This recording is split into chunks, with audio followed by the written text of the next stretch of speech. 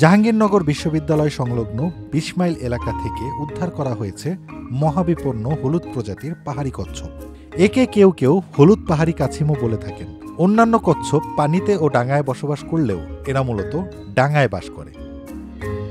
২০ October বন্যপ্রাণী সংক্রান্ত অপরাধ দমন ইউনিটের কর্মকর্তারা এই কচ্ছপটি উদ্ধার করেন।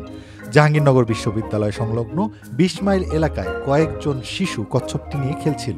এ সময় বিশ্ববিদ্যালয়ের পরিবেশ বিজ্ঞান বিভাগের শিক্ষার্থী ও বন্যপ্রাণী আলোকচিত্রী অরিত্র সাত্তার কচ্ছপটি দেখতে পান। এটার হ্যাবিটেট আসলে এখানে না হয়, মূলত এটা আমাদের সিলেট কিংবা আমাদের চট্টগ্রাম অঞ্চলে এটাকে আমরা পাই বলে আমরা এখন এটাকে বন বিভাগের কাছে হস্তান্তর করছি।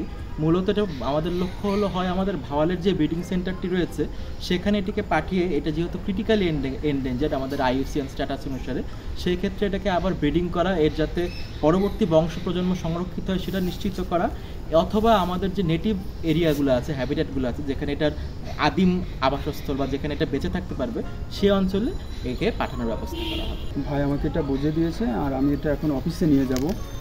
পরবর্তীতে আমাদের সিনিয়র স্যারেরা যে দিক নির্দেশনা দেবে সে অনুযায়ী আমি আর কি কাজ করব। আন্তর্জাতিক প্রকৃতি ও প্রাকৃতিক সম্পদ সংরক্ষণ সংঘ বা IUCN হলুদ প্রজাতির পাহাড়ি কচ্ছপটিকে লাল তালিকাভুক্ত করেছে। এরা মূলত পার্বত্য চট্টগ্রাম অঞ্চলে বাস করে।